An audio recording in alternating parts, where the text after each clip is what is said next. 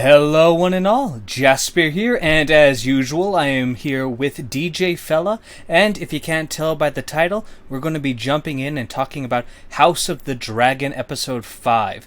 An interesting one, to say the least. I greatly enjoyed it, though I have my qualms with the ending. Anything you'd like to add, DJ? Yeah, I also enjoyed the episode pretty much through to the end. But I reached a conclusion at the end of this episode that we can go over once we get there, but I'm starting to lose a certain amount of faith in like this show's ability to attain greatness. Okay. You know what I mean?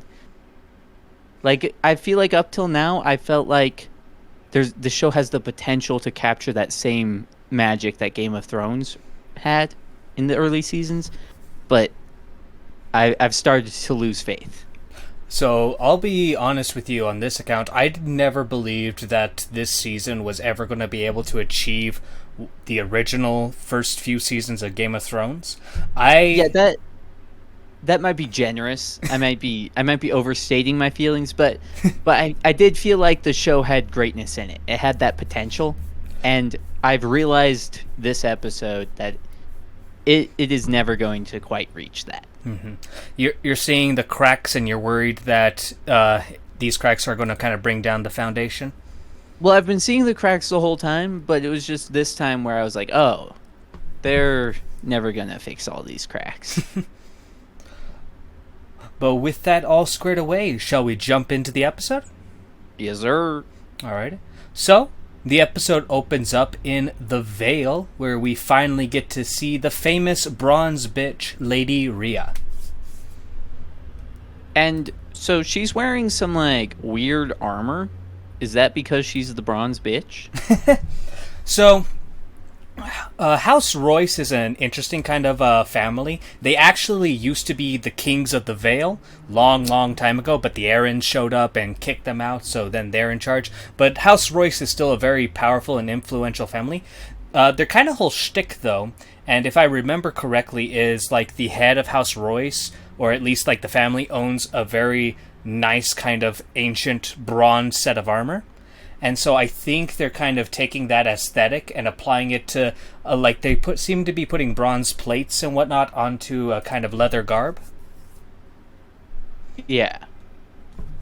It just seemed like odd attire to go hunting it to me.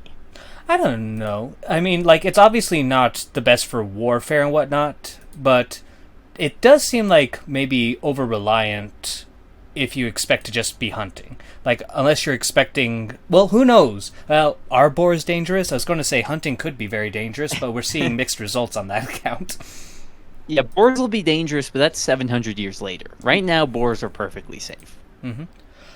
I would say, though, I do question a little bit of, like, the head of a house, especially one as powerful as Royce, just going out like this on their own. But it's not completely unreasonable. I remember, like, in the original Game of Thrones books, Bran went out by himself with just Robb, his brother, and Theon. And, that's a small party. So, it's not too crazy that, especially if she is the head of the house, that she'll want to be out riding on her own. Yeah, but that's a party 3 times as large as her on her own. Yeah, but one of them is a crippled boy, the other, like, a 14-year-old boy, and another, like, 16, like a bunch of kids. But 14 and 16 aren't like kids in Game of Thrones. Mm-mm. Maybe, but that's a small criticism I have compared to like some bigger ones that are going to be coming up. Yeah, and I can believe that she, if she just wants to go out on herself, no one's going to stop her. Yeah. Which I gotta say, Damon called her ugly. She is not. No, definitely incredibly attractive for someone to be named as the bronze bitch and whatnot. But and to be called like uglier than a sheep. I have to say, it's like we never see her in the books. Obviously, it's a book, but she doesn't have like a proper description either. So they could kind of go nuts with how she looks along those lines. I wouldn't put it past that Damon just thinks that anyone who doesn't have pale hair and Valyrian features is ugly. But he liked his whore. In the books, she's supposed to have pale hair and Valyrian features. Oh, really? Yeah. That's where she gets the nickname the White Worm. Why did they not cast her that way? We both know why. But but like that's now I'm confused. I'm extremely confused. Okay. Well, moving on. So she runs into Damon. And Damon is extremely sus from the start. Oh yeah, incredibly. You don't walking in with a hood like that. Yeah, that's a big ass hood though, as well, right? it is a big hood. It doesn't even really cover his face either. In fact, it kind of insinuates it because it just opens up and directs your eyes towards him. Yeah, it does not disguise him, but it does make him look like he's up to some mischief. Yeah, I will say though, Lady Royce here shoots off some pretty nice insults. Like, I don't know, like I like Damon, but I also like it when he's knocked down a peg every once in a while. Oh yeah, I love seeing Damon get roasted. Mm-hmm. And so Damon just slowly approaches her with his hand kind of outstretched. It seems like he's trying to calm the horse, and as the tension is clearly building up, and Lady Rhea, when she mentions like, oh, do you plan to strike down the girl? And then it's like the gears are connecting. He's like, oh, he wants me dead. Yeah, because I think what she was going to say is, were you going to kill her? And then I think she was going to say, like, marry her. And then that's when, like, all the puzzle pieces came together in her brain. And she was like, oh, this man's about to fucking murder me. Mm-hmm. And then she starts to reach back for her bow. And at first I was a little annoyed because I thought she had, like, a sword on her or something, but it seems like she does not. So, fair enough. I probably wouldn't take a sword hunting. Yeah, I can agree on that. But that was something that just bugged me. I'm just like, what are you going to do? Crack him across the head with it? I mean, that would be what I would do. I would smack him with that bow. I mean, it's still a stick. I would probably, in this situation, rather than reaching for the bow, try and turn the horse around and get away. Or just try and urge it on forward past him. Mm-hmm. But either way, as she goes for the bow, the horse suddenly kind of rears up and just falls straight backwards on top of her, pretty much like crippling her, crushing her.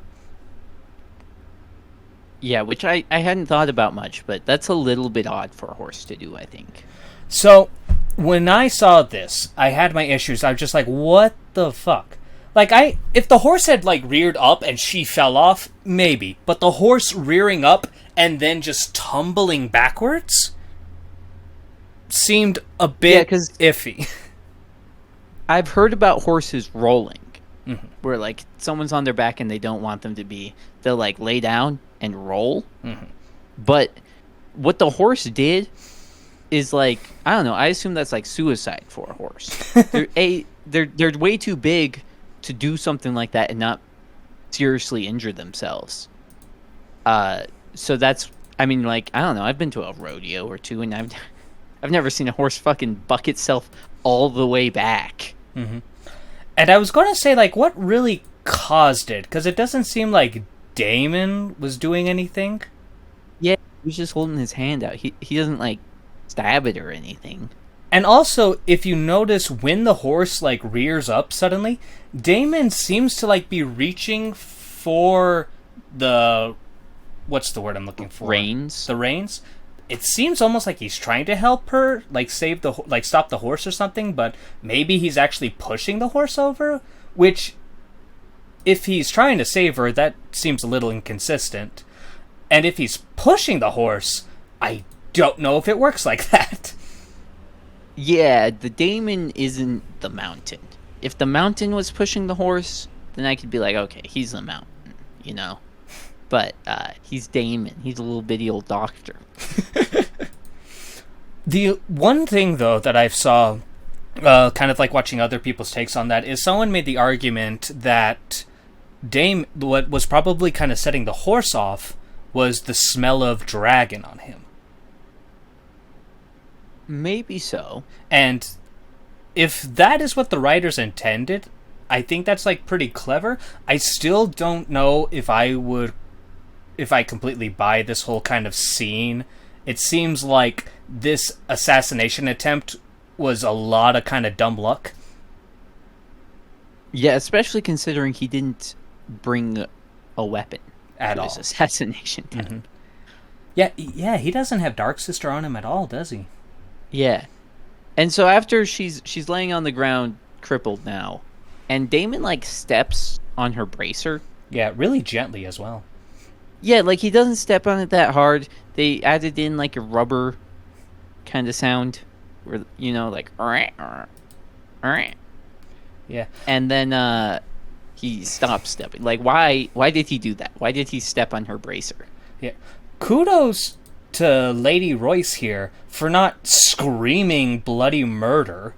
Like, I'd assume being crippled hurts. And she's conscious. Like, maybe it's like a bit of shock as well.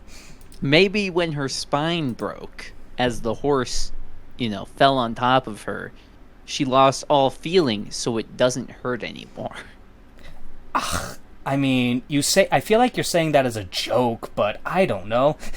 I mean, yeah, I am kind of saying it as a joke, but also like maybe, who knows? We're not doctors. I'm not willing to. Again, there's larger fish to fry in this episode. I'm not gonna. Yeah, I'm not gonna nitpick that all day. Speaking of larger fish, we see Damon pick up a rock and kind of like saunter over, so obviously he's going to use that to finish her off. And then it cuts to a fish getting its head chopped off. Mm-hmm. But then we cut to the boat. And it's like, where'd the fish come from? The fish was obviously like a metaphor for her, but it's kind of weak. It's kind of a weak metaphor. Yeah, kind of surface level. Especially because the very next scene, the whole whoever that guy is chopping up a fish, this seems like a weird place to be to chop up the fish, and I'm not seeing anything like in the background of other guys chopping. No, I don't think that the dude chopping the fish was related to the scene after it at all. This dude is probably in like a fish market, right? Well, yeah, but that's the whole thing. Like, when you do that, when you, like, cut to such a scene, it's usually, like, the next scene, You don't have just some useless, random shit of a guy just chopping into a fish. They cut to the scene of the guy chopping into the fish to get their weird metaphor in, just to then immediately cut to another scene. Yeah, not a fan. But with that, we get a little bit of information while the series is leaning over the boat, throwing up and whatnot. Lionel Strong is reaching into like his little coat pocket, and we see the Hand of the Kingpin on him, which is like, I feel was a very nice and natural way of showing the audience, hey, this is the new Hand of the King. This is the guy who replaced Otto Hightower.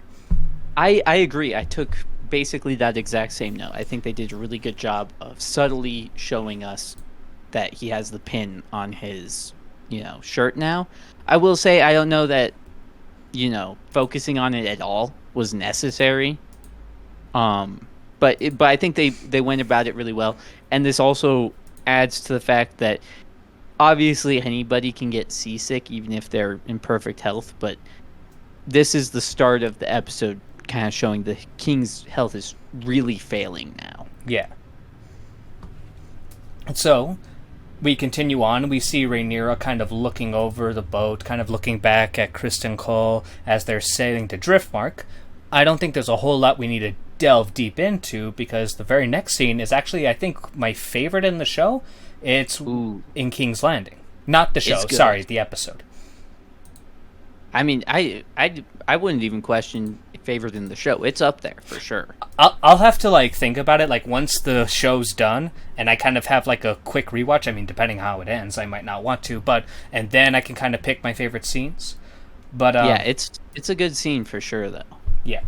And we have Alicent coming to her father, and I really enjoy this because Otto is like, he gives her the look like, I'm not angry, I'm just disappointed. Yeah.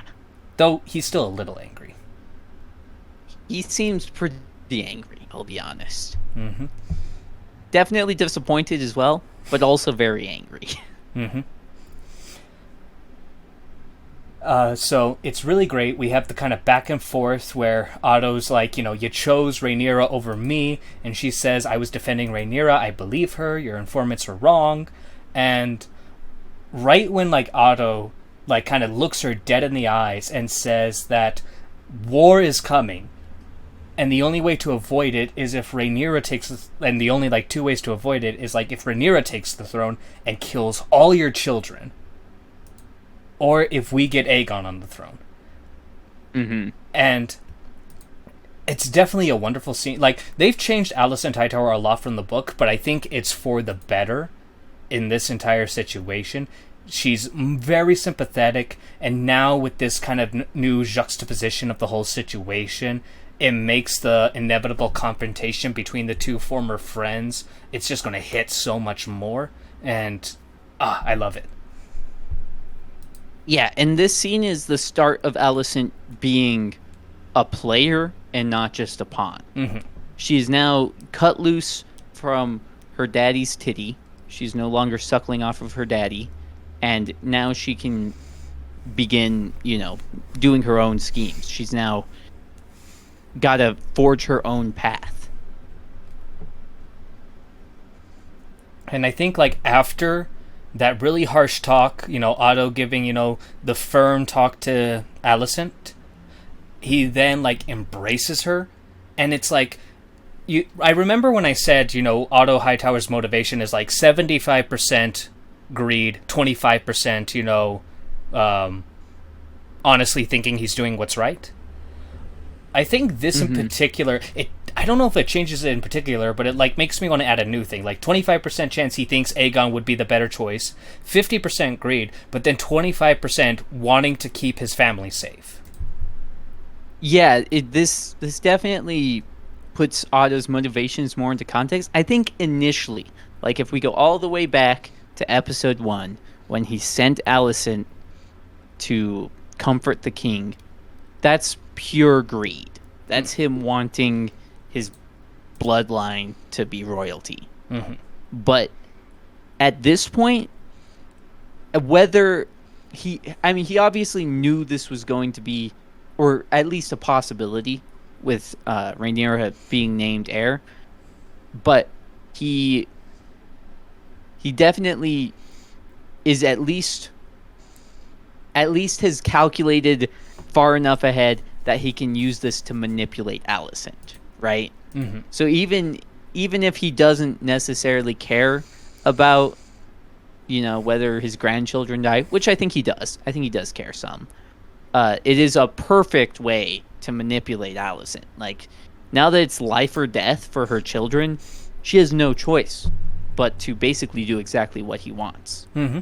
And it is that kind of thing, like how much is it manipulation or how much is it Otto believes exactly what he is saying? Yeah. Because a lot of people are comparing him, he's like Tywin mixed with Littlefinger, but I do think there's a bit more honesty and goodness in him that Tywin and Peter Baelish just don't have at all. So there's a third character in there. I know you mentioned Eddard Stark in the very first episode. I'm not feeling that at all, but there's some like goodness in him as well between those two terrible characters. Yeah, at this point in the show, I do not think Otto has any Ned in him. But there is more honor than Tywin and Littlefinger for sure. Mm-hmm. So yeah, this was really great. I really enjoy it. And then, is there anything else you want to particularly go over? No, I think we did that one good. Mm-hmm. So then we get the carriage, and this is like just going to be a small nitpick, but am I the only one who feels like the carriage just looks off? Like, it's being surprisingly more prominent than I thought it was going to be, and I just don't like the design of it that much. I don't know. What's wrong with it? I don't know. It's so curved. It looks like, it was made by machines rather than, people with hands and whatnot. And there's no color to it. It's just a gray blob. Yeah, it is gray. I will say, I feel like if a Targaryen king was going to have a stylized carriage like this, then I would expect it to be sharper. Like, don't you think of sharp edges when you think of the Targaryens? Yeah, more, as well as, like, especially because of the Iron Throne, but, like, Yeah. throw in some red and black, the Targaryen colors for the sigils. Maybe throw in some ornament dragons, but... This carriage looks like it would have been right at home in Game of Thrones. Like, as a Baratheon carriage, or even as, what were the Rose... Where the Rose House family? Tyrell. Yeah, it looks like something the House Tyrell would ride in. I would honestly say it looks good for a Hightower carriage. Yeah, it could work for Hightower. A little bit green in there, I think. Anyways, though, that was just like a small itty-bitty nitpick. I don't know why, but I just don't like that carriage that much. But then we get to see Castle Driftmark, which is the seat of House Velaryon. And I keep mispronouncing their name every single time. I'm going to change it every time I say it. But we see the king approach and Leonor, along with Joffrey, sword fighting. And Whoa, that guy's name is Joffrey? Yep, he is Joffrey. I had no clue. Yep. The Knight of Kisses. Anyway, I've just been referring to him as Leonor's fuck buddy this whole time. I mean, you're not wrong. But with that, they arrive, and obviously, Lionel Strong voices his displeasure that Corlys Velaryon isn't here to greet the king himself. Uh-huh. And then we get to see Lyanna, all grown up, which puberty hit her like a truck in the best of way.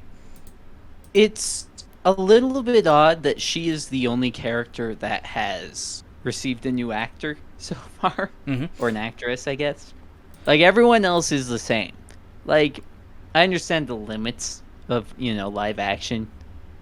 It's hard to show incremental aging, but everybody else looks exactly the same, and she's just now a full-grown woman. To be fair, I think the next episode they're going to be changing out like the two main female leads, Alicent and Rhaenyra. Are they going to change Lyanna again? Yes. So this actress gets one episode? I don't know if they're changing her for the next episode, but I do know that I'm pretty confident they do eventually change her. It depends on how many years we're going to be skipping in the next episode. Well, so I think I've seen Rhaenyra's next actress in like a trailer or something, and she is like old. Like, she looks, mid-30s to me. So I'm expecting like a large time skip. Well, in that case, it sounds like this actress is getting one episode. I mean, that's my assumption. But I mean, she does pretty good in this episode. She doesn't have much screen time, but I liked her in the scenes she has. Yeah, nothing too prominent, but she does well. I mean, the biggest hindrance to a lot of these actors is those wigs. Good God, they look so terrible. They do look a little bit ridiculous. And who's this dude behind her? Obviously it would be another Velaryon. I'm not quite sure who, though. Maybe another brother? I'm trying to, like, pull up the family tree in my head. Is he supposed to be younger than, the gay one? Because he looks older, right? Right? He looks older to me. Well, so I would think if the king was trying to marry his daughter to their oldest son... I mean, maybe he's not trying to marry her to the oldest son? I haven't considered this. No, I'm pretty confident that Leonor Velaryon is the oldest. Okay. Which, I mean, I don't know. Maybe he's just a younger brother that looks older. Distant cousin as well, because we know that they changed Corlys' nephew into his brother, so maybe this is his actual nephew. Maybe so. And he does kind of give off a servant vibe, the way he follows, what's her name, Lyanna, around. Mm-hmm. So yeah, probably a nephew to Corlys, who's kind of serves as a knight and protector to a cousin. That's reasonable. Yeah, I can see that. But we're probably digging into a character who probably doesn't even have a name on the show, because I just checked and Corlys only had these two kids. Okay. Yeah, I was just curious. He shows up at a few different points in the episode. Yeah.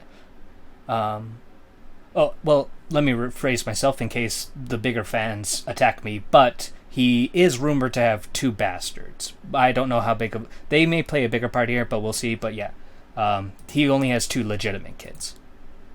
Interesting. Yeah, because bastards have not been brought up at this point. Oh, trust me, bastards will be important in the future. Well, Corley's bastards have not been brought up at this point. Yeah, exactly. But there'll be a ton of bastard characters. But with So that, yeah, kind of insulting that he didn't meet the king, but expects the king to go all the way up to his throne room, I guess. and meet him there. But before we get the inside of Driftmark, we get to see Alicent just staring into a werewood tree. And, at first I thought they just kind of had the werewood tree as, hey, it's a werewood tree, here's a bit of a reference, remember the North and all that stuff. But they seem to be hinting at something more mystical to it, right? I mean, I just assumed at this point that Alicent liked the werewood. Because it's mostly Alicent with occasionally the princess chilling underneath the werewood, right? Mm-hmm. Like I think every scene that has had the werewood, Alicent has been in it, except for the scene last episode with Rhaenyra and Daemon by the werewood. Yeah. I don't know. I feel like they're going to be hinting something about it. Maybe some old god magic or along those lines. Or I don't know. They might just use it to fucking do more White Walker shit that I'm gonna hate. I'm worried that they're going to just have Bran standing there for a moment and then disappearing. I'm just like, no, just cut that off. Yeah, I watched that episode of Nerd Rod Extreme as well. But with that, we do get a really nice kind of scene with Lionel Strong, I believe. I get him and his father's names mixed up, but Lionel is definitely his father's name. So if he's not named after his father, then he probably has a different name. I try and pride myself on getting the names right. Larry's. Do you pride yourself? Larry's. I try. Okay, maybe I don't pride myself, but I try, damn it. So we have Larry Strong talking about this plant and how it's thriving in an area where it shouldn't have. And this is obviously kind of like he's referencing it to Alicent herself, it seems. She doesn't really belong here, but yet she seems to be doing fine. Why doesn't she belong here? Well, I think he's probably hinting at the whole matter that, maybe she wasn't exactly the best marriage that the king should have taken on. And so she's in a position that in some ways is much higher than her station. The Hightowers are great, are a reasonably powerful family. And I think they've married into the Targaryens another time. Don't know if it was before this or after this. But even with that, her father is just, a brother to the Lord. So her influence is not nearly as sustainable as someone who would actually be a stronger connection to the Hightowers. So she's not quite as big as some people seem to make it out. That's fair. I could see that. Mm-hmm. But all that kind of little stepping around, we see Larry's being a little bit of a sneaky bastard here. Yeah, which I expected from him. He seems kind of like a sneaky bastard, but I will say his motivations confound me. All right, so before we get into the motivation part, obviously he asks Alicent just, have you heard any good news in regards to the queen's health or the princess's health? And Alicent has no idea what he's talking about. He mentions the maester, I heard, took some tea to the princess one night, and obviously the maester would only take something to help her feel better. Well, so before that, he says that he thinks Otto being dismissed is bad. He says that's an injustice. But I'm like, your father got named Hand of the King because of that. Why would you... So I'm assuming that's just a lie to get the princess's favor? Probably in one regard or another, because the whole thing, I feel like what he's doing is he's trying to get as much information as he can. Uh-huh. So I think he's the type of character who will lie through his teeth in order, one way or another, to get someone's trust in order to get information. He definitely strikes me as, knowledge is power kind of character. Yeah, for sure. I mean, never mind. But yeah, he definitely seems like knowledge is power. Mm-hmm. So I would say that's probably his whole thing, is he's trying to get a little bit more information to confirm his own theories and what his kind of like network has come up with. Uh-huh. Which, if that's the case, I've got to say, Alicent doesn't give a lot up in this scene with her reaction to the tea. Mm-hmm.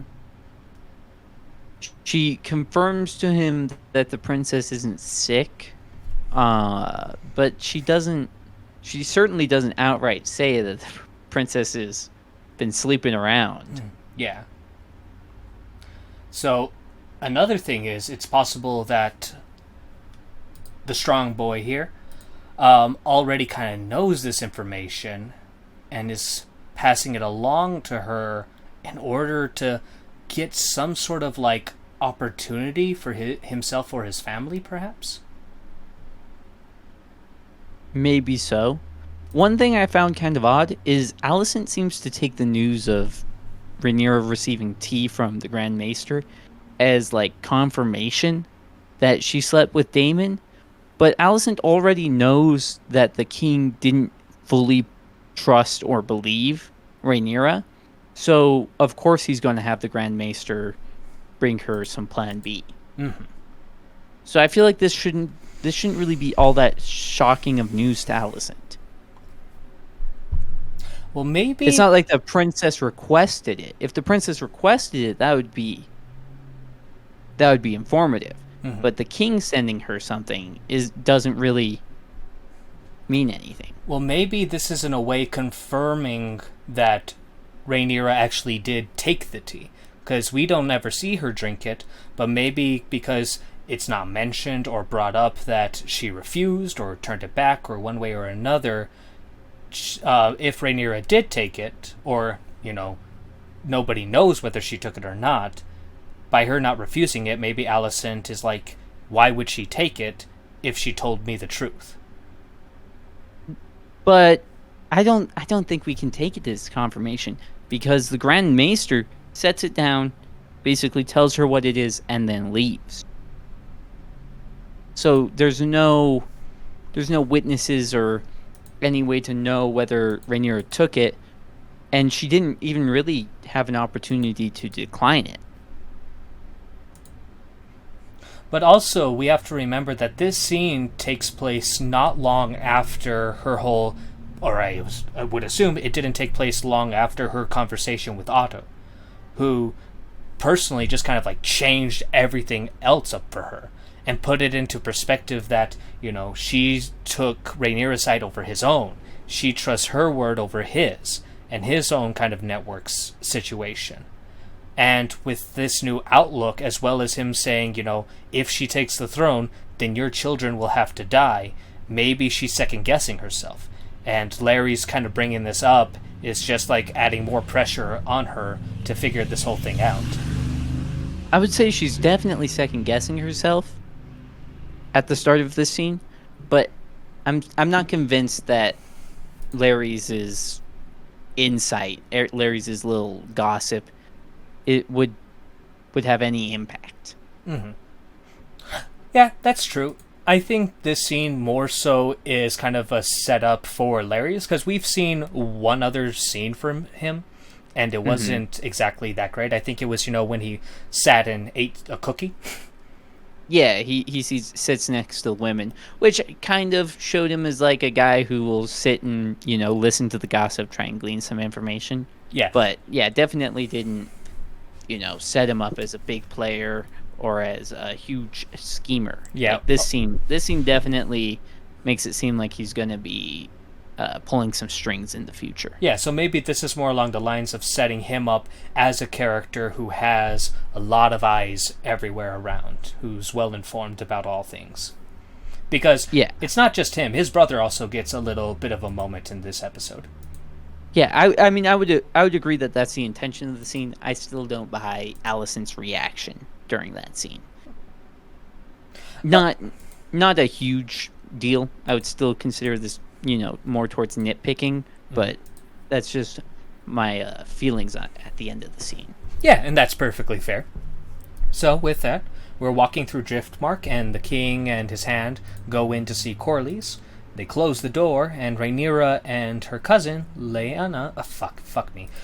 The two girls kind of walk off and seem to make some plans for a little bit of a dinner or a feast or something along those lines. What did she say? She says breakfast. So, which breakfast? it's like the middle of the day, isn't it? Maybe they happen to show up incredibly early? Yeah, maybe.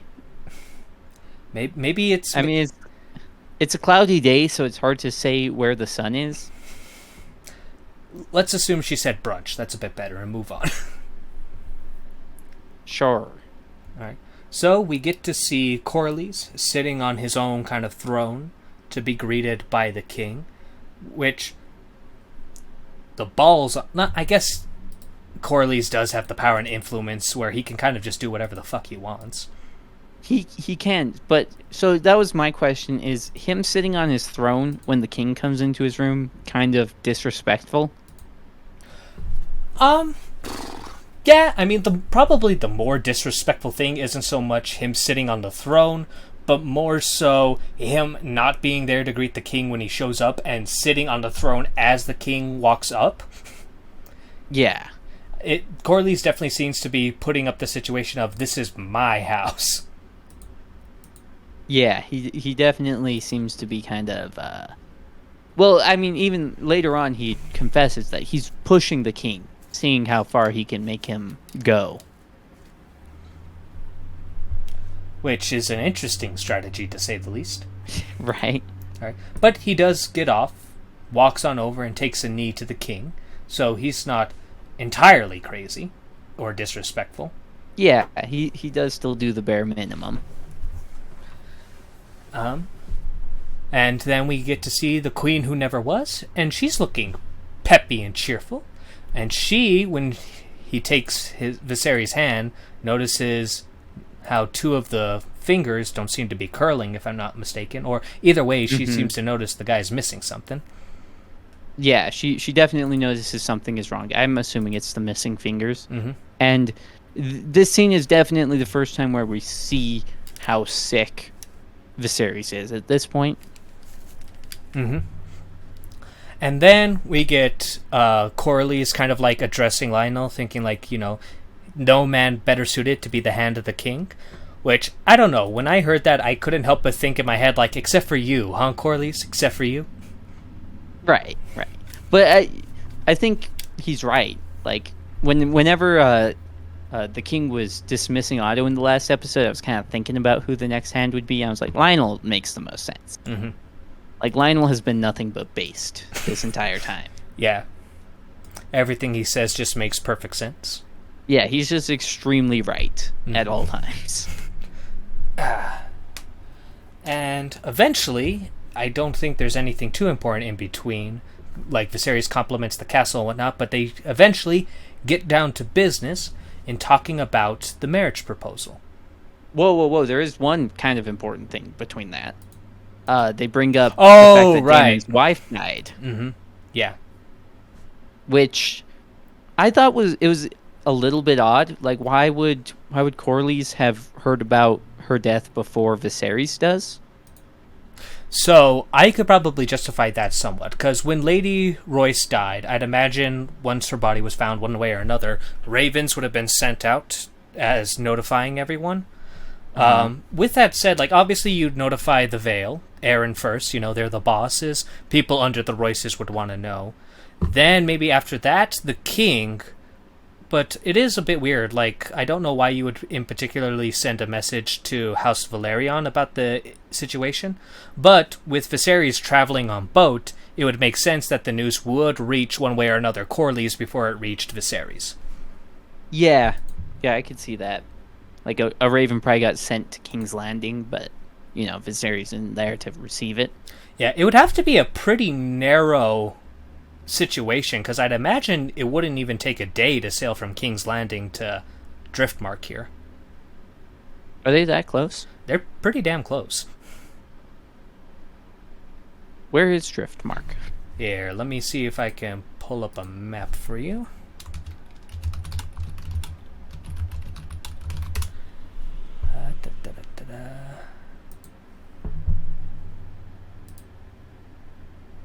That has Dragonstone.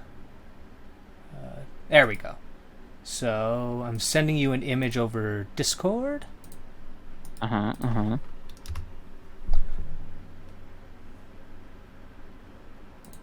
Dragonstone. And just left to Dragonstone. Oh, Driftmark. It's on the water. Yeah, and then you can see kind of King's Landing near the bottom left of the map. Yeah. Like, I feel like that's probably a day of sailing. And so is Driftmark that island? Yes. Then? Yeah. Seems like you would just that's tiny. I would have thought the Valyrians would have more land than that. Yeah, that's one of the reasons why I'm somewhat questionable about them being the richest house, but I mean, that's how it's written. They get a lot of trade, I guess. Because this entire time, I've kind of been picturing them as like having the Iron Islands sort of situation. No. Yeah, not at all. No, they got about maybe a sixth of the Iron Islands. Yeah. Okay. That puts things into context. Yeah. Anyways, so it's an interesting kind of situation where Viserys happened to go sailing right when, assumingly, Lady Royce was discovered dead, and the news would have gotten to Corlys before him. But, it's not that big of a deal. Right. Yep. So they kind of share the word around, and they mentioned, that it's a pity, especially because she was a fine rider and hunter. And I'm wondering if that's kind of their way of saying, like, yeah, something's fishy going on there. Yeah, I think it is. I think pretty much everyone knows there's something off about it. Mm-hmm. But Viserys kind of wraps that up really quick, like, hey, let's talk about happier things. Yeah, let's not talk about that, because that makes me uncomfortable. All right, and so he just starts up to propose a marriage between Sir Leonor and Princess Rhaenyra. Mm-hmm. And Corlys and his wife seem interested. Right. And, of course... He talks about it being an honor and all that. Mm-hmm. And, of course, he wants to make sure they iron out all the kinks about any, situations that may come up in the future. And so he brings up the inheritance. And Viserys is kind of just gives him this look, I've been through this shit. I've told everyone for the past, I don't know how much time has passed, 4 years at this point, probably. At least 4 years. We were at 4 years in the last episode. So it's got to be more than that by this episode. Maybe. I don't know how much time passed in between episodes, but we're at least 4 years. Yeah. But he says but he pretty much states that Rhaenyra is his heir, and I don't think this was particularly mentioned in the books, but he also says that her child, male or female, the firstborn, will inherit. I don't know if that was ever kind of confined, but it makes sense, given if he's going to have his eldest daughter inherit over his eldest son, then he would want it to continue on in such manner. Yeah, I would say it's almost a necessity. Yeah, that as well. Because even for the most part, what he says there doesn't even matter, because Rhaenyra is going to be the one deciding. Yeah. In his death, right? So, but yeah, I don't know why Rhaenyra would then decide to go with eldest son instead of her just oldest child. Mm-hmm. And so when he hears about that, Corlys is clearly a fan of that, and then he kind of brings up this situation and of course, in Westerosi tradition, the children will take the father's name. And Viserys is also Fucker, no, they won't, because then the Targaryens will be gone. Yeah. He's like, are you joking? What the fuck are you talking about, dog? Which, and there is, what's the word I'm looking for? There is some weight to precedent? this. Yeah, precedent for this. I don't know if it's happened in particular in the books, but there is a situation that may come up eventually where the Arryns might be looking to kind of somewhat die out, and there is like a cousin with a different name who would inherit. And if he was, he would then be expected to take the name of the Arryns. Oh, okay. Yeah. But, those things can be kind of fishy, because once he takes power, who's going to stop him? Who's going to force him to change his name? Yeah. Yeah, I will say the compromise they come to seems kind of odd. When you put it that way, I kind of see the point of it, but it basically seemed to me like the quote-unquote compromise was basically the king saying, no, whoever inherits will be Targaryen. Mm-hmm. Like I'll let all the grandchildren that no one cares about be Valyrians, but the one that matters is Targaryen. Yeah. With that, something that I do kind of want to bring up, though, I don't know how accurate it is, but I think there are some situations of matrilineal marriages where it is actually the children take the name of the mother. I think it's obviously more prominent in Dorne, because men and women can inherit on equal footing. But I believe there are some cases, like when a high nobility, like if you're, like, for example, Lady Royce, though she's probably a bad example, she was Lord of Runestone, so her children, if she had any with Daemon, would have inherited, but I would assume they would still be Targaryens. But if in the case she married probably someone from a smaller house or even a commoner, then those children would have the name of Royce. Yeah, that does get complicated. I think, honestly, it's just I feel like it's kind of almost a situation of just whoever wears the pants decides. Yeah. Or, I mean, I guess it's just whatever's most convenient at a certain point. Like, if it's more convenient to be Royce than Targaryen, then they're Royce. But with that, that's not exactly a big situation we need to dive in deep right now. Mm-hmm. So, he keeps kind of playing up the whole situation that with their houses joined together, dragons will rule the Seven Kingdoms for another 100 years, all that good stuff. Yeah. And Corlys says it's equitable. He likes it. Yeah, I mean, that sounds like a pretty fucking good deal. I mean, it's basically what he wanted with the king marrying his daughter, just a little bit later. Mm-hmm. And then we are on to the scene with the princess and Laenor. Yeah, where she is being very practical in talking about how some people prefer goose and some people prefer duck. And they both prefer duck. Mm-hmm. It's a perfect metaphor because a duck kind of sounds like dick. Which I want to say, how accurate is that? Because I was under the impression that Rhaenyra liked to go to bat for both teams, kind of. That might be true in the books, but that has not been established in the show at all. No, that's the thing. This show seems to more establish that because she gave Alicent the fuck me eyes. She was pretty flirty with Alicent in episode 1. I mean, but to be fair though, that was weeks ago. Yeah, I've forgotten all about it. Yeah, but also, aren't all women a little bit gay? So she's still straight by woman standards.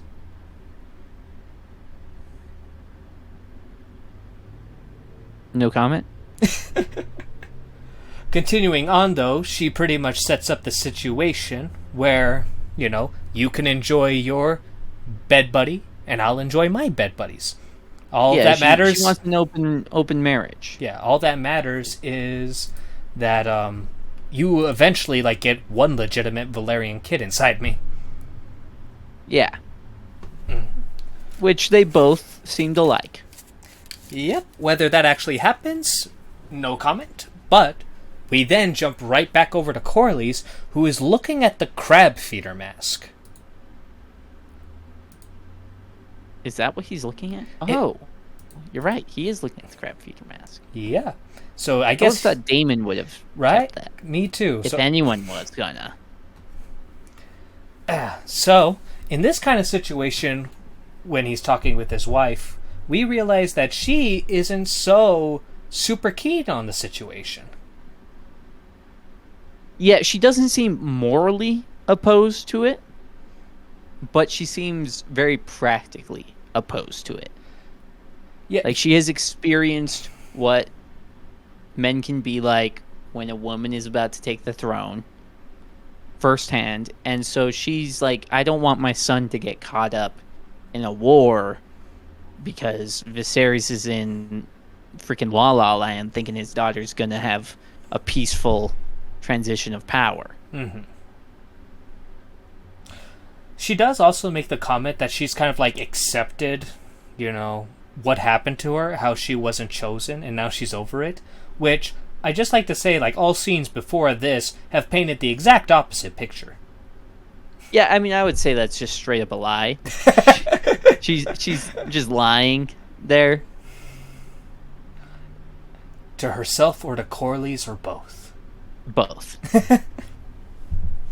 She wants to believe it, and she wants Corley's to believe it, and it is not true.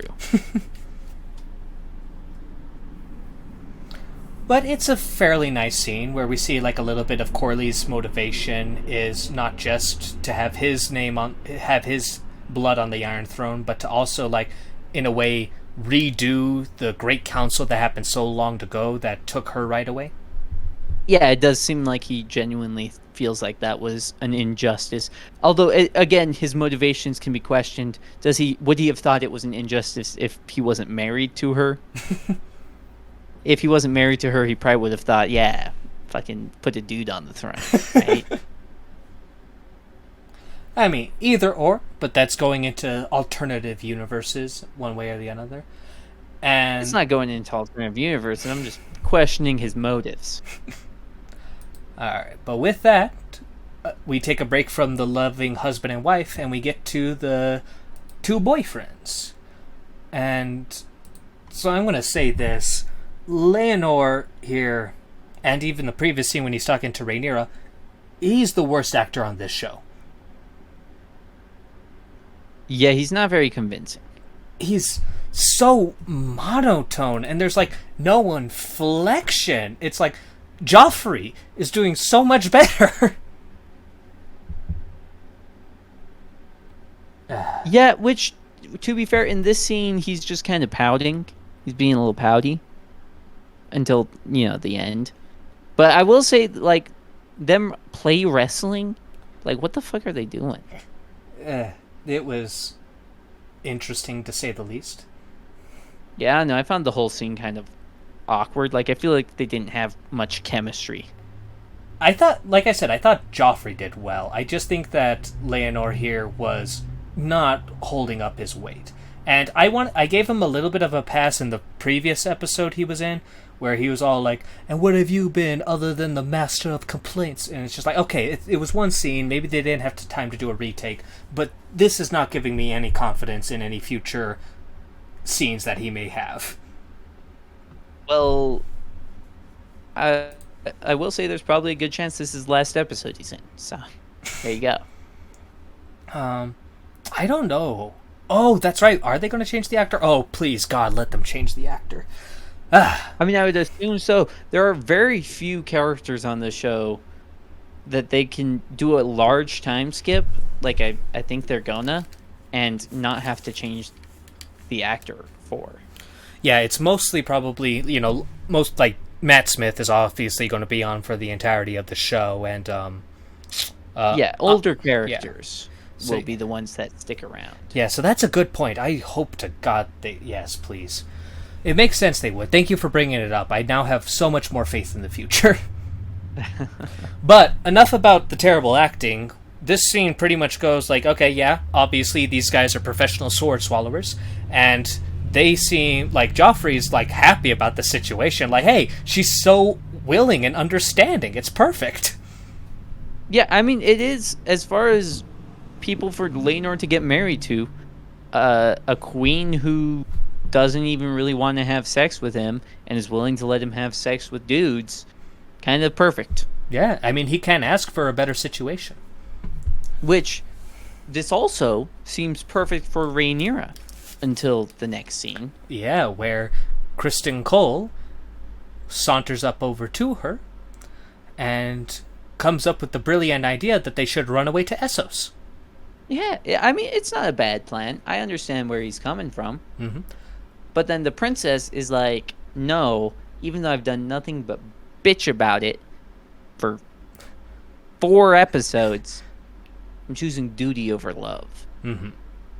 But I do still want to fuck you, though. And, you know, I think Kristen's response is quite understandable. And this is... Yeah.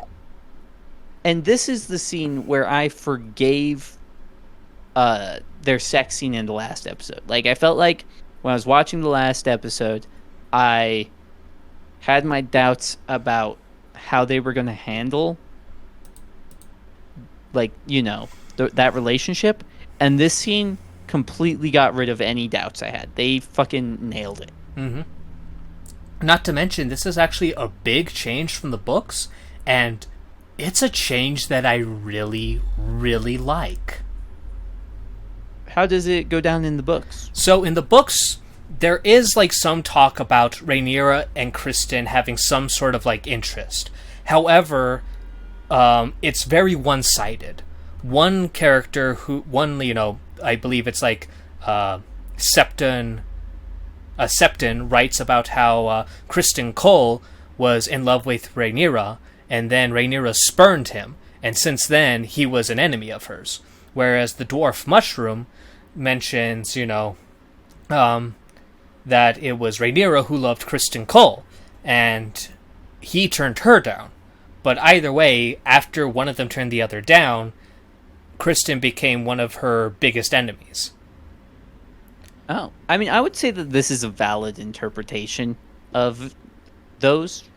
Well, yeah, because it takes pieces of both, you know? It's just ironic that by taking pieces of both, you get something completely opposite. They changed it from a one-sided love into, like, something a bit more finicky. Well, into something a bit more mutual, but also you could see how an outsider looking in by the end of the episode would think that it might have been one-sided. Mm-hmm. I mean, I personally always interpreted the writing as Kristen being the one in love, just because it makes more sense for him to be so angry and bitter at the princess for being, like, refused, instead of, him being angry at the princess when he turns her down. Like, granted, I don't have a lot of experience turning down women. This may surprise you. But I'd assume that you don't have a whole lot of hatred towards them. Whereas the other way around, it just seems it makes more sense to my head. Yeah, it would depend on, how persistent they were before you, fully managed to separate yourself from them. Because again, the princess would be in a position of power over him, so if he didn't like her, then she could still, make his life miserable. Yeah. If he turned her down. And so then that could grow into hate. Yeah. And but even then, they take it up a notch because, even in the one where Kristen wants her, she doesn't have sex with him. But in this case, they do. And it just adds that layer where he feels like he tarnished his white cloak, which was all he had, but he still had the princess. And now he comes to realize, nah, he really doesn't have the princess. And so it's like he broke his oath for nothing. Mm-hmm. And it just like adds that extra layer. And ooh, I really enjoyed this change. Yeah. Yeah, and Cole's actor is fantastic. Mm-hmm. I love him. He's doing a great job, and I hope they don't replace him. I don't think they're going to. I think he's going to be around for a while, right? I think he's going to be around for the whole show. I could see him sticking around for the whole show. We'll find out in the next episode. Right. All right. But yeah, lots of great work from both of the actors in this scene. You can really see how upset Kristen is about the whole situation. Especially says, "I'm to be your whore." Just like, oh man, I've only ever heard that said by female characters in this series, but it was kind of like nice to hear a guy say it. Yeah, and this scene is also fantastic because it's the first time I think the princess really like receives proper consequences for her actions. Oh yeah, like she's made a lot of decisions, and like same with a lot of characters. They're already making like decisions, and I can't help but smirk at them. It's like, ha, that's gonna bite you in the ass later. Ooh, you stubbed your toe there, fella. You just don't know yet. See you in 20 years. Yeah, and what I love about this also is that I don't dislike the princess for what she did, because there was no malicious intent in any of that. She was just a young, stupid kid, in love, trying to get some dick. Mm-hmm. It happens. But, like, seeing her just broadsided by the consequences of her actions is also fantastic. Yeah, so this was great. You know what? Do I want to make this my favorite scene in the episode instead of the Otto and Allison scene? I was going to say, this scene is a solid contender for best scene in the episode as well. God, talking about how good all these scenes are is just kind of making me dreading for the end. But yeah. We still get some good stuff coming along as we have them arrive at King's Landing and Alicent summons Kristen Cole. Well, as the king gets out of the carriage, he collapses. Yeah, but he tripped. That's fine. He didn't trip. He collapsed. Hey, that sounds like treachery. Treason talk. The king is perfectly healthy. Yeah, and then the maester's like, let's get him some leeches. And then Alicent calls Kristen Cole to talk. To have a little conversation. Yeah, and I also really like this scene because it's like accidental brilliance. Oh yeah, this scene is written so carefully. Like getting the dialogue here right so that this conversation convincingly happens, it must have been really hard, and I think they did a fantastic job doing it. Mm-hmm. But yeah, like how she's walking on eggshells, like trying to like handle the matter delicately, because it's a very kind of dangerous situation for her to be talking to Kristen Cole and asking him pretty much like, hey, do you know if the princess fucked her uncle? Because queen or not, that's kind of a scary situation to accuse the king's daughter of infidelity. Well, it wouldn't be... Yeah, and on top of that, it's just an uncomfortable subject to begin with. There's a variety of reasons why she might not be just coming out and saying it. Mm-hmm. And Kristen misinterpreting it, assuming like she's talking about Rhaenyra and himself. Which I saw it coming. As she was talking, I was like, oh, fuck. No. Cole, don't do it. Don't do it, Cole. And then he does it. And he confesses to fucking the princess. So I'm going to say, though, I don't know how I feel about him confessing to have fucked the princess. I thought how this was going to go was he was going to confirm that she had sex and was no longer a maiden, but I didn't think he would put his name forward. I thought he would just say, like, it's true. And I mean, I don't know. I think at this point in his mind, the queen is straight up accusing him. Mm-hmm. Because he doesn't know anything about the princess and Daemon. There is that. Yeah, that's true.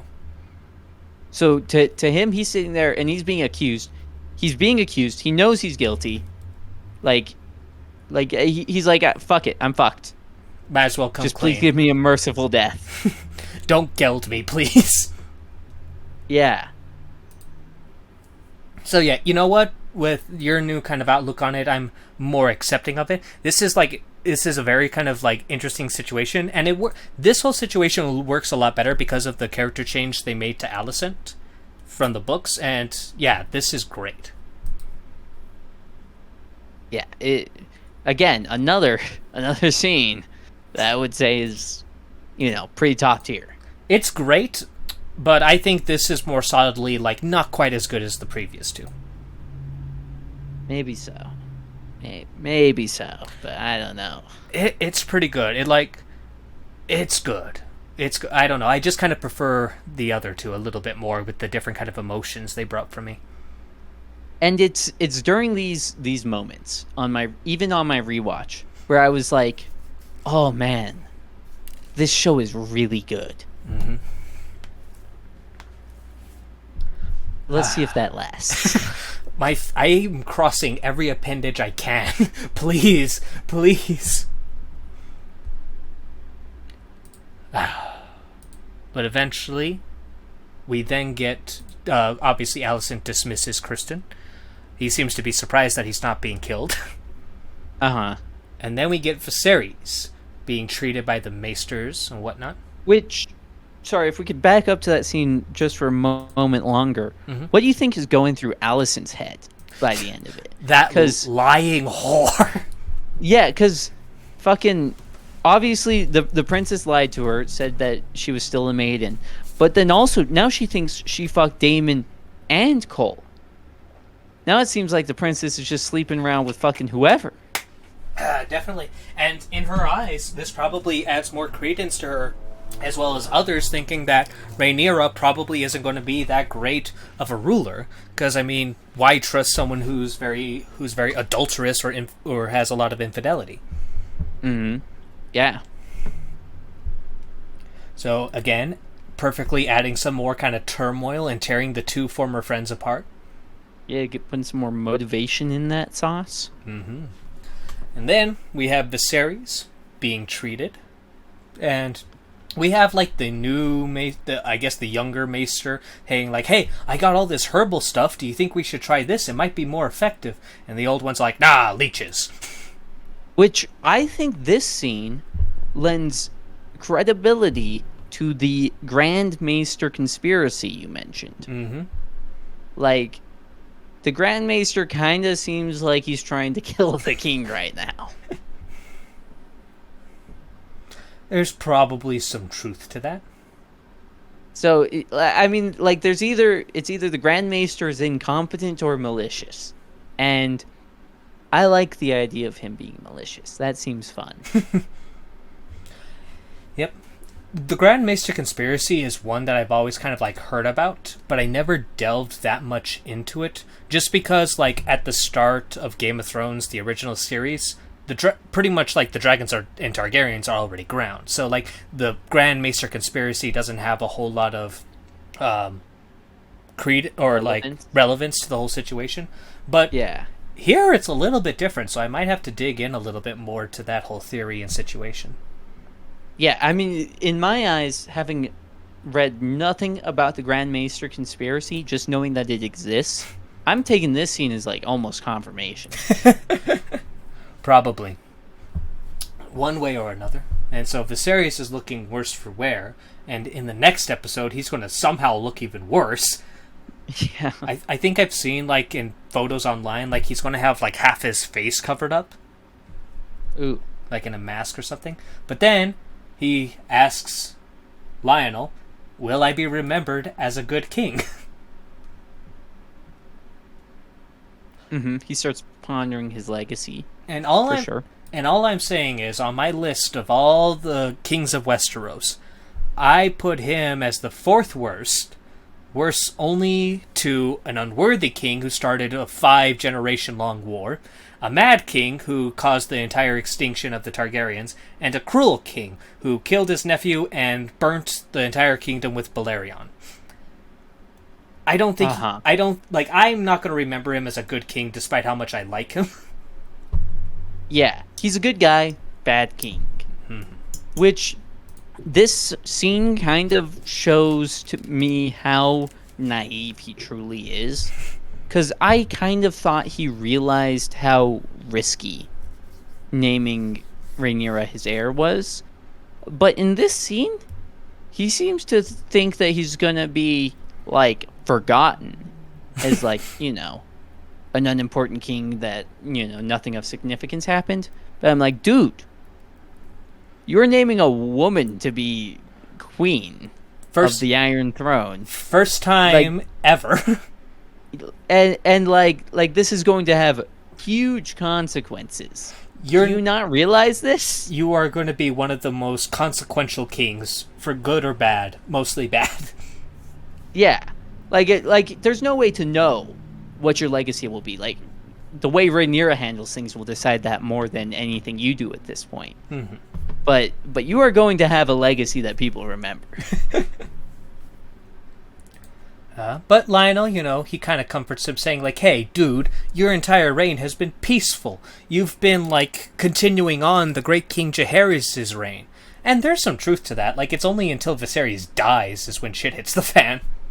Yeah, he sets the kingdom up for failure, but it doesn't fail until he's gone. He sets up the bonfire, but he does not light it. Yeah. But then we get a little bit of a fading shot as we move on over to the next scene, where we are looking up towards the clouds and dragons flying around. Mm-hmm. Always good to see a little bit of dragon action. And those dragons are the Queen Who Never Was and Lionel, I assume? I believe so. Because the bigger one would be... I'm trying to blank on all their names. Because neither one of them, I don't think, is Vhagar, which is what the cousin, Lyanna Velaryon, would be riding. Yeah. You'd expect Vhagar to be larger. Yeah, so right? yeah, there should be 3 dragons. Leonor had a dragon, his sister had a dragon, and the Queen Who Never Was had a dragon. Mm-hmm. So I'm wondering... But there's only 2, so I'm assuming it's the 2 people we've seen, or that we know for sure have dragons. Yeah, maybe... Did they actually take away the dragon for the Queen Who Never Was? Maybe they're just saving Vhagar, because Vhagar's the big head honcho. I was going to say, I assume it's Vhagar that's not shown. Yeah. Because Vhagar... Especially since they basically confirmed that the daughter wasn't riding Vhagar in, was it episode 3? Mm-hmm. So I would think that would be the dragon that's not there. Yeah. Because Vhagar is huge. Like, you know Daemon's dragon? You've seen how big Daemon's dragon is? It's fairly large, for sure. I'd say probably maybe twice as big. Yeah, but like not Balerion. It's the dragon that got the closest to Balerion, but Balerion was in his own category. But Vhagar wasn't super far behind. Okay. With that, though, we get to not the wedding feast, but the welcoming feast. And we see the Lannisters walk in. We see Jason and his twin brother. And, I want to give credit. This is the same actor, and, effects are pretty good. I mean, I don't... Oh. I didn't even think about that. Yeah, it's the same actor just standing next to himself. Yeah. I wonder how they did that. Like, just kind of did they have someone, like, wearing a green mask, and then just, like, slap the different face on it? Or did they shoot the scene twice with him in both positions, and then just kind of overlaid them one way or another? I'd imagine they, like... they deep faked his face onto someone else. That would be my guess. That's right. I forgot deep face was a thing nowadays. I will say like he has different haircuts. Yeah. Do you think he had to? Do you think he's wearing a wig, or do you think he had to like record all of his scenes with one haircut and then get the other haircut and then record all of his scenes? I'm not sure. I would think a wig would be easier. That's what I'm thinking, because I think the actor naturally has his hair, like, shorter. So I would imagine... There might even be some VFX, technique. Yeah, I mean... even easier than either of those, I don't know. Right? It's getting, like, so crazy with, like, effects these days, is I'm thinking one day live action is going to just die out, and everything's just going to be, CGI or animated. Yeah. We're not quite there yet, I feel, but I think... like in my lifetime, when I'm an old man, we might be there. Have you watched Love, Death, and Robots? I have. Because there's some insane CGI in Love, Death, and Robots. it still hits that uncanny valley where you're like, it doesn't quite look real, but there's some of those episodes get real close. Have you seen the newer season? Yes, I've seen all 3 seasons. Okay, yeah. For better or worse. I'm trying to remember back. None of them really struck me as like having the most realistic of designs. Like a lot of them had kind of the CG ones still had kind of like exaggerated features. Man, beyond the Aquila Rift, I feel like that one is super realistic. And also the one in the newest season with the knight that runs into the like Lady of the Lake. That one was definitely a bit of the uncanny valley. I didn't even like that one that much. Anyways, we can talk about that another day, off stream or whatever, off recording. But we got to focus on HotD here. This is relevant. You're talking about something relevant. It is relevant, but it's still a tangent. It is only tangentially relevant. So then Jason comes up and greets the king and the princess, and then proceeds to make an absolute fool of himself because that's all he's on this in the show for, is to look like an idiot. I don't know. I feel like a part of me, like, maybe I was interpreting it differently, but I feel like he wanted to, like, give his own few jabs in, because he comes in, greets them, and says, like, hey, congratulations, it was a fine match, and then, Rhaenyra hits it back like, yes, he was obviously the best choice. It's like, bitch! Oh yeah, she's definitely being a bitch to him. And then he comes up with, a joke that I think I remember hearing in kindergarten. Yeah. But neither one seemed to be amused. Yeah, I don't know. I feel like when you're talking to the king and the queen, maybe not the time to be trying to get a couple jabs in, if that was his intention. Yeah, right? Maybe he was trying to be humorous, though. Who knows? I think he was trying to be humorous and failing. Yeah, his twin brother is definitely the slightly more clever one. Which we haven't seen hardly any of his twin brother. Mm-hmm. Yep. And then we get the Royce cousin, kind of like... Which the Hightowers were about to walk up, and then Gerald just fucking steps in front of them. Yeah. Which, I mean, I guess he doesn't have too much to worry about. The Hightowers are far, far away from the Royces, so it's not like having issues with them would affect Royce that immensely one way or another. But, still. Yeah, definitely pretty bold, but that's going to be a theme for this guy. Right. He's got some bronze balls, but the thing is, I think they're going to be melted by one point. Maybe so. And don't worry, that's not a spoiler. This character I don't actually think exists in the books. And so then the Valerians arrive. Mm-hmm.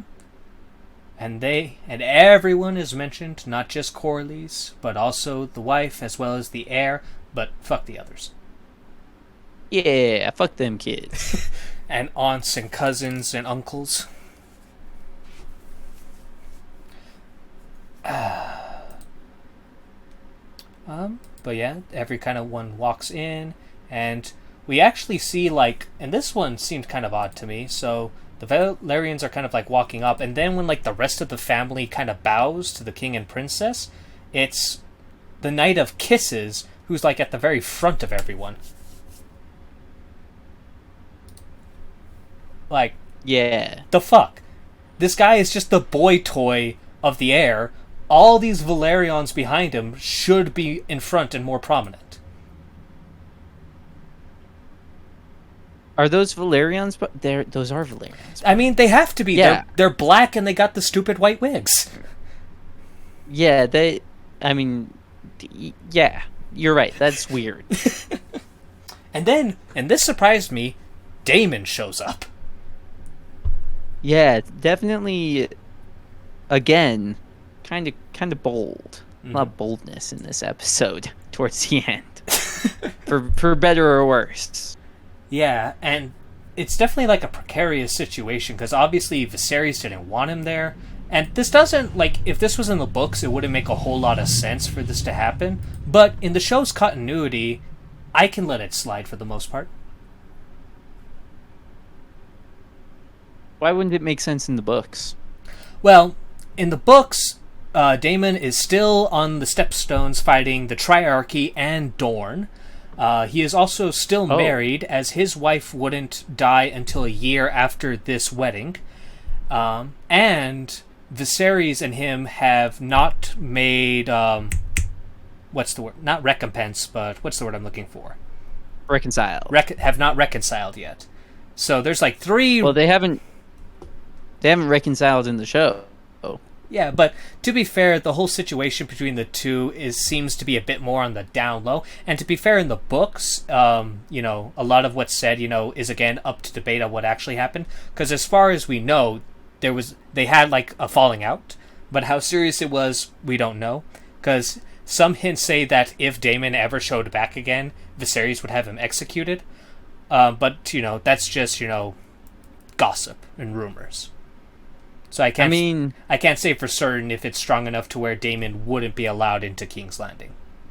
I felt like after the last episode, Daemon would be... I don't know about executed, but something. I feel like something would have happened when he came back. Well, I feel like in this public situation, there's not a lot Viserys can do without making a scene. If, that's true. Someone shows up, he orders his Kingsguard to drag him out. That doesn't look all that good. That's true.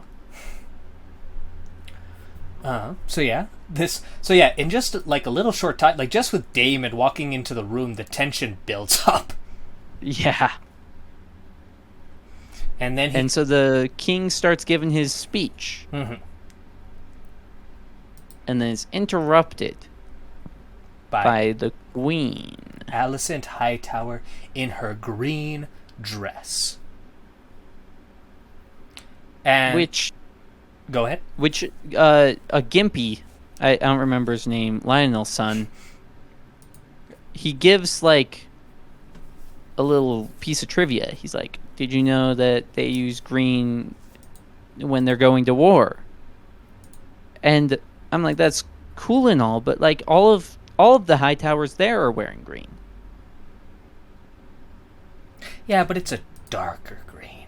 No, wait, is it? I don't think it is. I don't think it is. Like, they are all wearing green.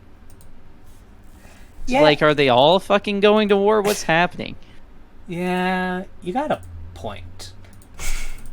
Like, if the Hightowers were wearing different colors, maybe it would be... like, it would make more sense. To be fair, the sigil of House Hightower is very gray. Like, it's a gray background with a castle and then a fire burning on said castle. Mm-hmm. So, like, green isn't really a part of their sigil, but it makes sense for them to wear green because they're in the Reach. Like, everyone's green in the Reach. It's one of the most fertile lands. Green. Everyone wears green. Yeah. But, I mean, the only thing I can think of is that, like, because she's the queen, maybe her house colors wouldn't be as expected to be the default. Like, you'd expect her to be wearing Targaryen colors or something. I mean... And so her wearing green is more of a statement? Not really. Granted, I don't have a whole lot of, like, specific knowledge, but, like, Cersei Lannister, married to the queen, still very much a Lannister, wore crimson red, all that stuff, showed off she was a Lannister, and also made sure that Joffrey was, like, dressed in Lannister reds and whatnot. That's true. But, these are just kind of two situations. But you think... we don't have enough queens to go off. Yeah. Yeah. I will say, though, this is a little weird, because they seem to be hinting at this being the situation where the Greens are getting their nickname. Because eventually, when the war breaks out, there's going to be two factions called the Greens and the Blacks. And they got these names because during a tourney, Alicent wore a green dress and Rhaenyra wore a black dress. Doesn't exactly work here because Rhaenyra's in a white dress. It makes me wonder if they're going to, like, get rid of the black name, because it will be a little awkward if the only black family in Westeros is a part of the Blacks. Don't overthink it. People name black superheroes black all the time. You're right, Black Lightning.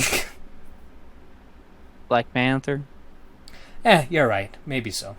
But those were the olden times. I'm sure there's other examples. Yeah. Um, We'll say though that the whole kind of like trivia about the high towers lighting green fire is kind of cool. At first, I thought that made no sense because the only time I've seen green fire in this series is wildfire. Do you know what the fuck would happen if you tried to light a beacon with wildfire? You just have to use a really small amount. Yeah, but I did some research on it, and it seems possible that, like, I think it's related to, like, copper to be able to kind of, like, make green fire. I don't know about if it's possible given the technology of the time, but so long as it's a possibility that it's not wildfire, I'm mostly okay with it.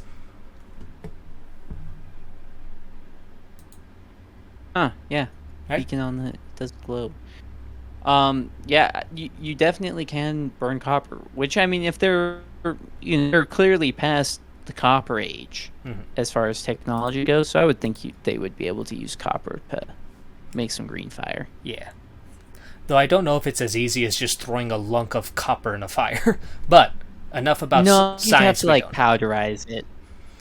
With that, enough about science that we know nothing about. Viserys, I don't know nothing about it. Viserys gives his speech, finishes it all up, and then the dancing begins. And I wonder... They do be dancing. Nah, never mind. I saw a character in the background that I thought might be Mushroom, but I'm not sure. I have not seen Mushroom so far, and I'm assuming he's not in it. Yeah, it's a real shame. I'd like some reference to him. I don't expect him to be like a big player or anything, but since he's one of like the big point of views that we have into this situation, it's a shame that there's not kind of a bit more screen for them, showment of them, nods to them in one way or another. I mean, I obviously haven't read the books, but my understanding is kind of that he's one of the only characters that we would actually have like canonical information of what his personality is like. No, there's definitely characters where we have like their personality because he's one of like 3 stories or like tales. It's him, right, a Septon, and a Maester. Right, and then every other character is interpreted through them. So those are the only 3 characters that we really know from the books. Mm-hmm. So I think it's a huge wasted potential to cut Mushroom out. Yeah. Which I don't know. What Maester and Septum? Because the Maester is just reading history, right? Mm-hmm. So he wouldn't even be relevant. He couldn't be in the show. Well, I think... I'm trying to remember. Is it the Maester that's taking care of Viserys? I don't think it is, though. Right. So, the historical sources...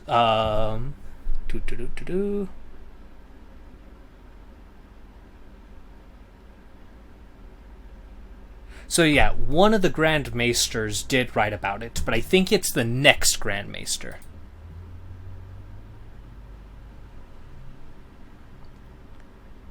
I mean, my basic question is were the other 2 narrators present during the events of this show? Not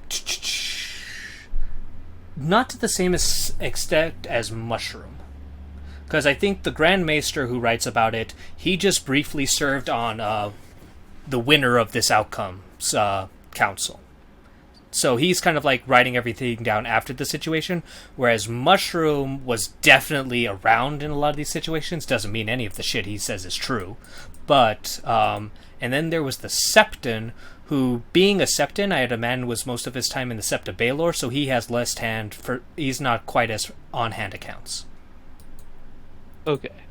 So yeah, basically, I feel like they cut out the narrator in the book that was closest to the situation and would be most relevant in the story, and that seems like a really odd decision. Well, I mean, it's not over yet, but if he doesn't make any sort of appearance, or if he's not mentioned at all by the end of this season, I'll definitely be upset.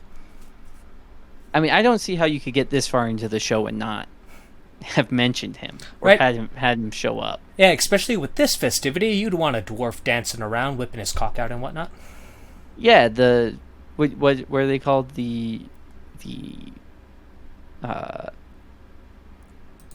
We're the people that make jokes, entertain the king. Jesters. The jester. Yeah, you want the jester at the celebration. Anyways, getting back to the episode at hand, eventually the music kicks in. People are dancing and celebrating. We see Leonor and Rhaenyra doing this weird arm stretch dance thing that I've never seen in my entire life. I felt like they might have been supposed to be like dragons. Maybe? Because they do some like kind of flappy motions, I think, at a couple points. But probably a more interesting point is when Alicent walks over and talks to her uncle, who says, we were worried a bit about you, but know this, that Hightower and Old Town stands with you. Mm-hmm. Which, at this point in the scene, I was expecting Alicent to, like, do something big during this feast. Well, that was her putting on the dress. Her putting on the dress is her big thing? Because I thought her dress was foreshadowing for the big thing. No, the dress is a declaration of war! I mean, I guess. I mean, obviously that's the correct interpretation in hindsight, but I thought she was going to, like, make an accusation or something during the feast. But no, she's just kind of there in her dress. Mm-hmm. But then we get to probably a man being incredibly stupid or incredibly brave, most likely both. I would say stupid. I would say stupid. Yeah, in the Vale, men are made to answer for their crimes, even Targaryens, which I don't know a whole lot of Targaryens meeting justice in the Vale, so I don't know where... I was going to say, do you have, like, an example? Do you have a source to cite, sir? Nothing's jumping to my mind, but who knows, maybe some distant cousin or whatever was executed in the Vale for crimes or whatever. But, pretty much, he accuses Daemon of murdering Lady Royce in front of the hand of the king and Viserys. Yeah, which is insane. Like, you would need a cubic fuck ton of evidence to do this. Yeah, exactly. That's what bugs me the most, is he doesn't even give, like, some basic, like, reason why he thinks this. He's just making the accusation. Mm-hmm. And this would be ridiculous to do even if Daemon wasn't a dragon rider. Yeah, like, just doing this to, the brother of the king in front of the king at the feast leading up to the king's daughter's wedding. Like, this is not the time or the place or anything. But Daemon pretty much says, like, hey, I'm glad you're here. Since she's dead, I'm going to take over your lands now. Yeah. Which, I guess, Daemon is fucking in this conversation. Like, this guy's making an ass of himself, but Daemon is not helping things. To be fair, like, we all expect this from Daemon. Yeah, Daemon's a dick. That's fair. And he doesn't care. And so it's going to be... I mean, I know how it plays out, but it's going to be interesting to see how the show kind of goes into this, because I actually didn't think they'd be adapting this part from the books. I didn't think it had enough credence to the overall story, but we'll see how well it goes.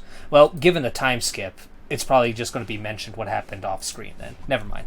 Yeah, that would be my assumption. But the festivities continue on. Viserys is just like, I'm going to pretend I didn't hear any of that. Oh, yeah, and fucking Lionel has some fantastic faces that he makes during that scene. I know, right? He's just glancing hard eye and just, like, grabs his drink, just like, fuck! Yeah. And so, the Valyrian girl is kind of, looking at Daemon. Mm-hmm. I don't think Daemon's really looking back at her. Daemon's looking at the princess mostly, I think. Mm-hmm. And so when Daemon goes, or I guess the Valyrian girl goes to start dancing, and then Daemon does, but they end up dancing.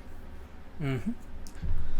And they share a few words with one another, and I mean, I'd like to get your comments on this situation before I say anything. I mean, I don't really have any comments. on it. Like, Damon's very blunt to her about not caring that his wife died, which seems odd. Also saying I don't know, you... What? I was going to say, also saying such wonderful compliments as you're almost as pretty as your brother. Yeah, I don't know. I thought that was kind of funny. But the situation between those two is... Well, I mean, that doesn't last very long. We can talk more about them later. But Joffrey apparently can just smell a pussy-whipped man from across the room because he instantly goes like, oh, man, it's Kristen Cole. That's who the princess is fucking. Yeah, he just guesses that out of nowhere. Like, why? Because Cole is looking at the princess? That's his job. He's supposed to be watching her. I mean, as he put, Kristen Cole is fully cunt-struck. Yeah, which I'm like...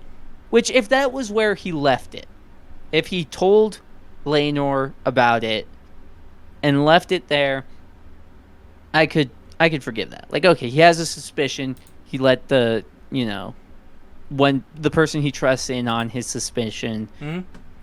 Let's see how he, goes about getting some more concrete evidence. Yeah, because, like, it's not even, like, in my eyes, that big of a stretch for Kristen Cole to be, like, the first one. Like, think about it. Who's always around the princess? That's probably a good guess about who she's fucking. Kingsguard. Are any of them fuckable? That Kristen Cole guy looks fuckable, and he was appointed by the princess. So it's like, it doesn't strike me as too crazy of a theory, but he also goes about it in a pretty interesting manner.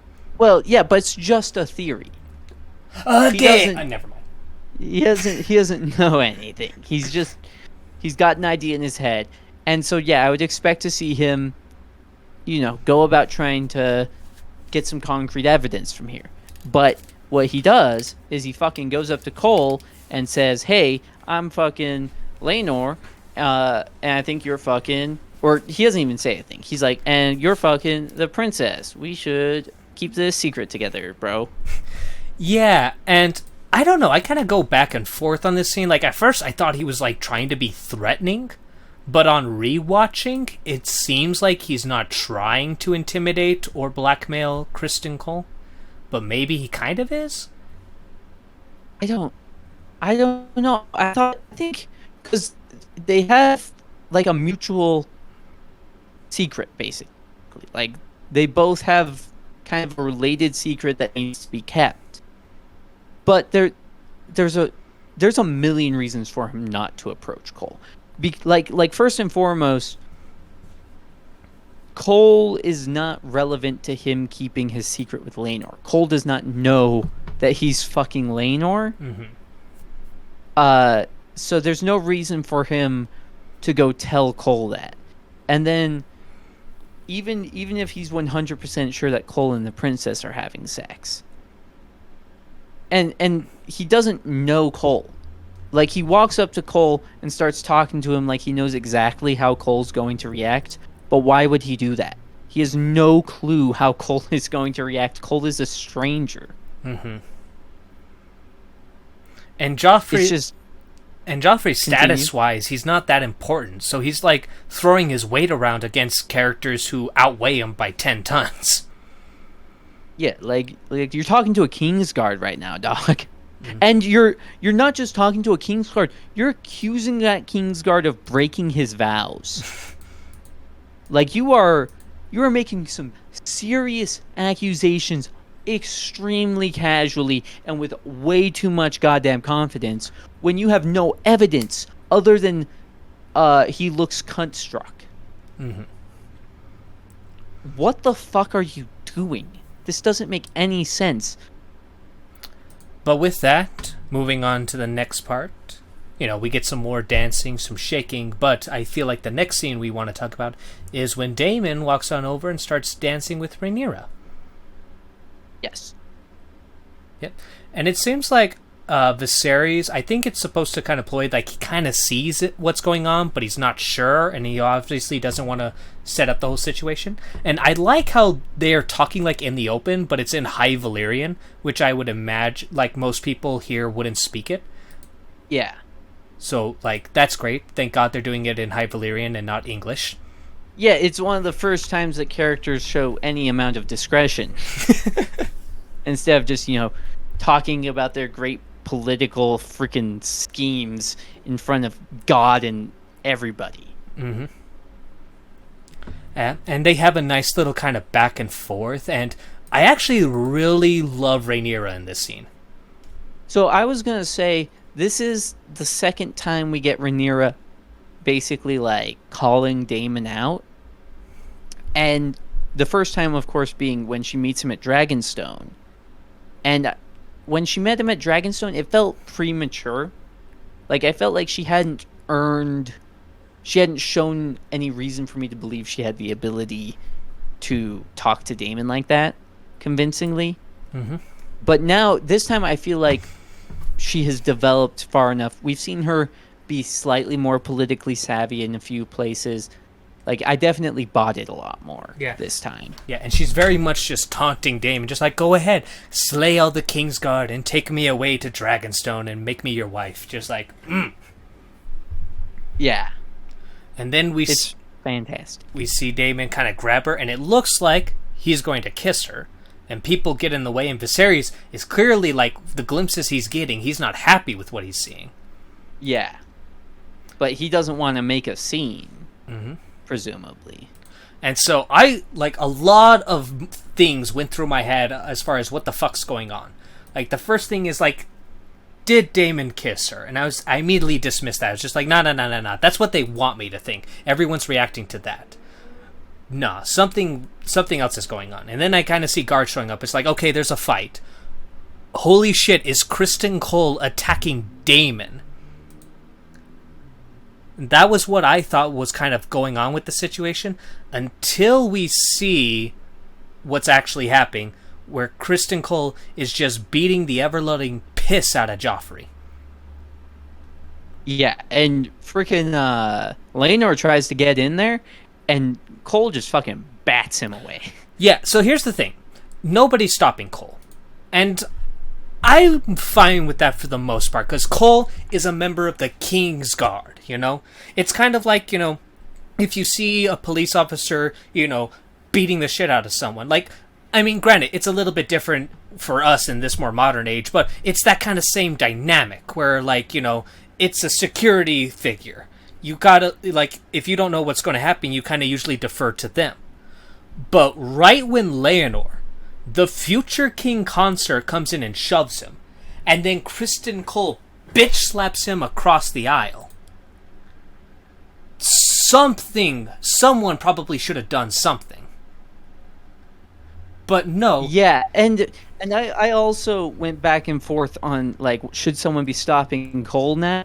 And my thought processes are, if he was acting as a Kingsguard right now, he would be using his sword. Yeah. Like, if he thought Joffrey was, like, about to try and kill the princess or something, then he would be using his sword.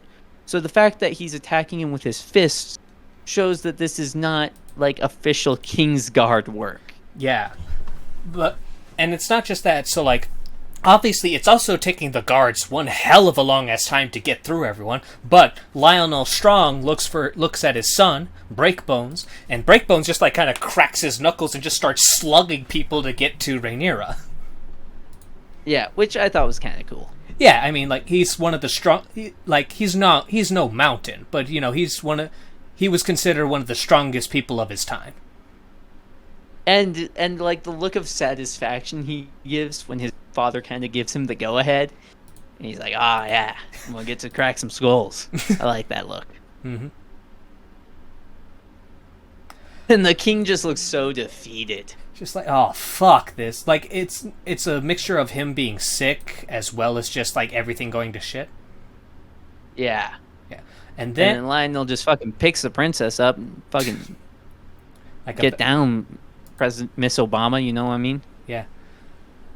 And then we do eventually, like, get a bit of a better shot on Joffrey's face, and this is going to be, like, a small nitpick here, but the fact that Kristen Cole was able to do that with his bare hands is impressive. I said the same thing. One thing that I've learned from boxing for a number of years, is that the bones that make up your face and skull are a little bit thicker than the bones that make up your fingers. Mm-hmm. So, like, if you punch somebody in the face bare knuckled, you are far more likely to break your knuckle than you are to break their skull or face. Yeah, cave in their face like that. Like, the one thing I can think of is he's kind of got the bracers on, so maybe that helped. But the thing is, it doesn't, like, cover his hands. So, yeah, unless he's, like, constantly hitting the guy with his arm, it doesn't make a whole lot of sense. But, I mean, this is a series where another guy crushed a man's skull with his bare hands. That was the Mountain. You can't compare the Mountain to normal people. Oh, God. Like, Hathor Bjornsson is big, but the Mountain in the books is even bigger. So you got a point there. Yeah. But I was willing to accept a lot of this with how it was going. It was chaotic, you know, da-da-da-da-da. You can make a bunch of different excuses. But it is bullshit that Kristen Cole just walks out of here. Yeah. Yeah, dude just punched the king consort in the face, killed a dude, and then is like, alright, I'm gonna head out. Someone should have held on to him. And the worst part is, I don't think they're really going to address this, because the next episode, it's going to be skipping, a couple decades or some shit. Yeah. So, like, it annoys me because this episode was so good in so many different ways, and then this just comes over and pisses on it. Yeah, and so this is where I've lost faith in this show to ever be truly great. Because there are so many great scenes in the show, but I feel like every single episode has relied on one or more character being unfathomably stupid in order to progress the plot. Mm-hmm. In this case, it was fucking Joffrey. Like, he just took a big dose of retardation and fucking went crazy with it. I mean, Cole also attacking him at the end. I don't know if he did something else to rile Cole up, but that kind of felt like it came out of nowhere. Mm-hmm. And it's every episode. If it wasn't every episode, I could forgive it more easily. But when there's just a huge flaw like this, every single episode, it starts to get to the point where I'm just like, what do you want me to do? I can't in good consciousness say it's a good show when every episode has like a glaring flaw. Yeah, I mean, I'm not quite going that far yet. I'm not ready to say that it's not going to be a great show. I think it will be a good show, but I do think that these flaws are serious. And I've been like, you mentioned like Nerd Erotic. I've been kind of like listening to them, and I've been kind of like surprised about how positive they are. Not so much how positive are, but how much room they're willing to let House of the Dragon get by with. Yeah. Like, these are the kind of guys, especially Mahler, very critical individuals, so I'm surprised that he's letting, like, a lot of this kind of go under one way or another. Yeah, same. It's one of the first times where I've, like, just straight up felt like I disagree with Mahler, which, to be clear, I still think the show's good. Mm-hmm. Like, I'm probably sitting at, like, a 5, maybe a 6 right now. But I don't think it's capable of getting any higher than that for me. Yeah, I do think that with each big fault, especially now that we're like almost at the halfway moment, each kind of fault is just going to seem bigger and bigger as we continue. Yeah, that's kind of where I'm at as well. Yeah, but getting back to these last few scenes, we kind of jump back and forth from the wedding, which happens like right after this. Yeah, I was going to ask, why did they rush the wedding? I'm guessing it's not unreasonable for Viserys, after all this, especially in his condition, to be like, fuck it, we're just doing it now. I mean, I guess I see that, but, like, I don't know, it seems odd. Like, sure, there was a murder, but, like, this is Westeros. Come on. Yeah, murders happen. I mean, yeah, if this was a Dothraki wedding, it'd be boring. Yeah, exactly. Like one guy died. Come on. And Kristen Cole is over at the Godswood about to seppuku himself. Apparently, not only some Dornish, but some Japanese in his blood, I guess. But he is stopped by Alicent Hightower. Wait. So Allison, was she not at the wedding, or is she at the wedding? She is at the wedding, so I'm assuming... Okay, so these don't happen simultaneously. No. But yeah, like, this was an episode I was really enjoying. The changes they made from the book, weren't that big of a deal one way or another. All of my issues were nitpicks until we got to this shit.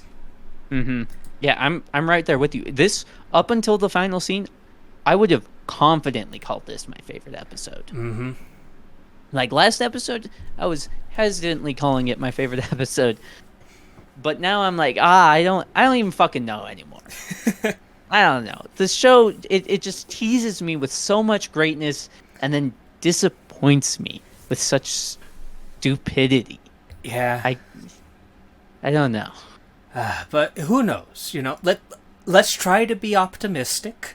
Maybe this will be the last big fuck up.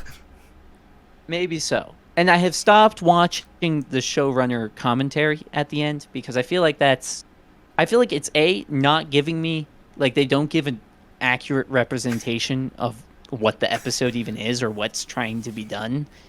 And B, like I feel like I was becoming more negative towards the show because the showrunners were saying stupid things, which isn't necessarily fair. So I've stopped watching showrunner commentary. Oh, man. I kind of liked it whenever you brought it up, because then you could just summarize what they said, and I didn't actually have to suffer through it. Oh, man. Yeah, I couldn't handle it anymore. Well, I don't blame you for that. There's a reason why I didn't watch their commentary to begin with. But with that, that's the end of this episode. So, my general thoughts, 80% fantastic, 20% shit. Yeah, I would say I agree 100%. This is first episode in a little bit that we've agreed completely on, I think. Yeah, I think so. You know what? I'll even be nicer. I'll say 90% good, 10% shit. When does the scene where, like, I'd say we start where Joffrey is a dumbass? Yeah, where Joffrey starts talking to what's his face at like 50 minutes. And the episode's an hour long. I'm saying that's 20%. Yeah. 15%. I'm calling it 20. Well, at least we found our big disagreement.